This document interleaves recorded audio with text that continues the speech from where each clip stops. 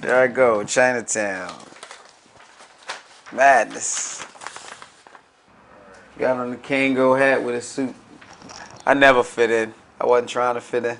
I actually made that suit. I used to sew. Couldn't afford no clothes, so I made my own. Let's see here. A very popular locally produced rap song has been taken off the air at a major radio station because it was found to be hostile and demeaning towards Chinese people. Even so, the song Discombobulatorbubulator by MC Breeze, that's me, remains among the most requested songs at the station and is selling well at record stores that cater to rap music fans. Well, basically how Discombobulator got on the radio was my initial, when I actually finally got around to taking the records to record stores, guys like Chino were actually playing the record in the store. I'm Bruce C. Webb, owner of Webb's Department Store since 1963.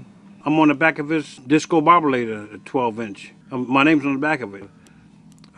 You know, thank you, Mr. Webb, for giving him advice. So people would walk into the store to buy one record, and Chino would be playing my record, and that's how my record took off, basically by in-store play. I played it for him on the outside, and I had Asians across the street for me, but I played it. The streets got wind of it. People started buying the record, and then Lady B actually had to go to the record store to purchase the record.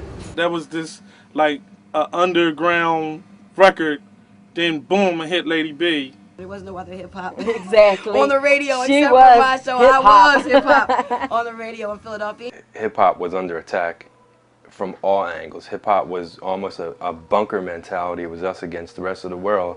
You had a situation where the adults were shunning rap. The authorities were shunning rap. Mayors and all these different people was knocking rap. Television was knocking rap. Everywhere you went, rap was being knocked. It's like walking on eggshells even playing hip hop in the beginning because it was a new music form and people looked at it as some kind of radical, you know, street-oriented bad thing. We weren't allowed to say that rhyme in school at all.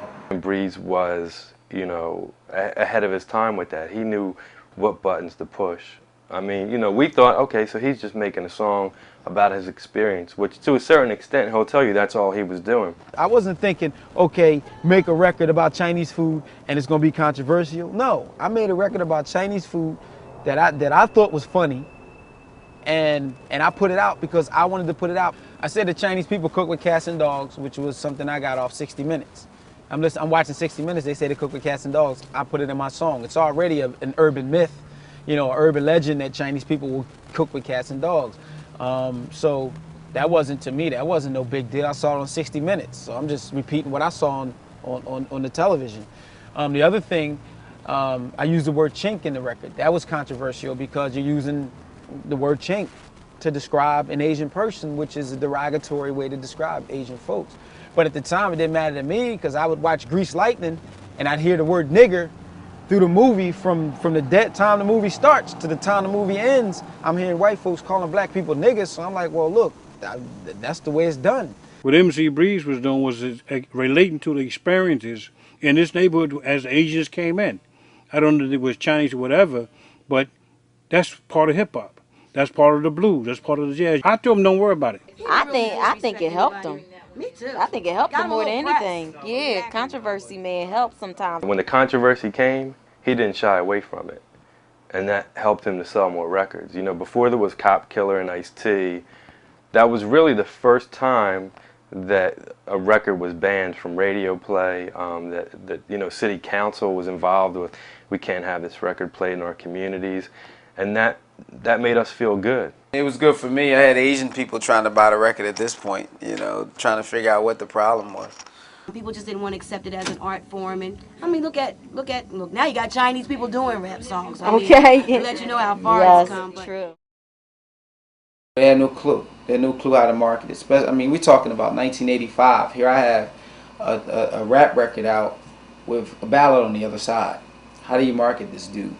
And even when I got record deals, it's like, how do you market it?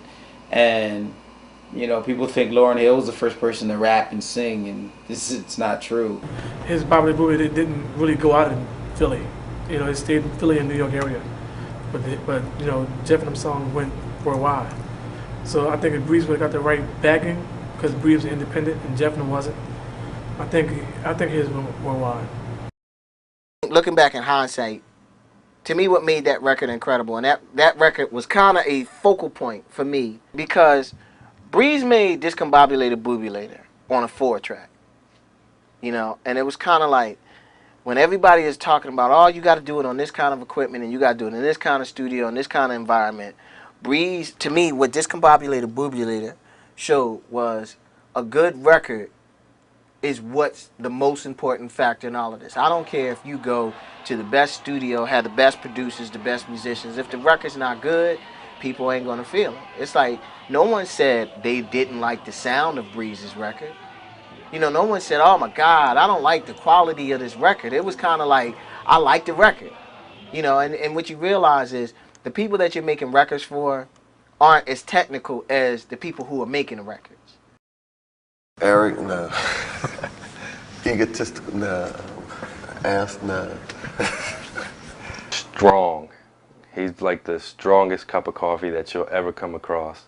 Tenacious. Whatever comes to his head, right or wrong, Breeze will say it. He does not bite his tongue. Breeze is a talkative person.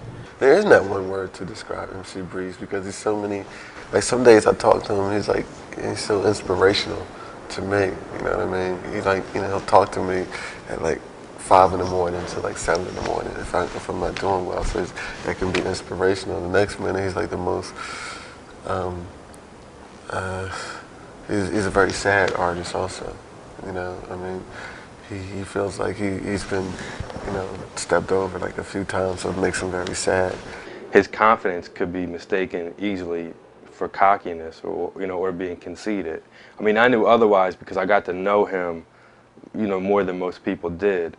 And then you know what? He doesn't have a problem with apologizing if he's wrong.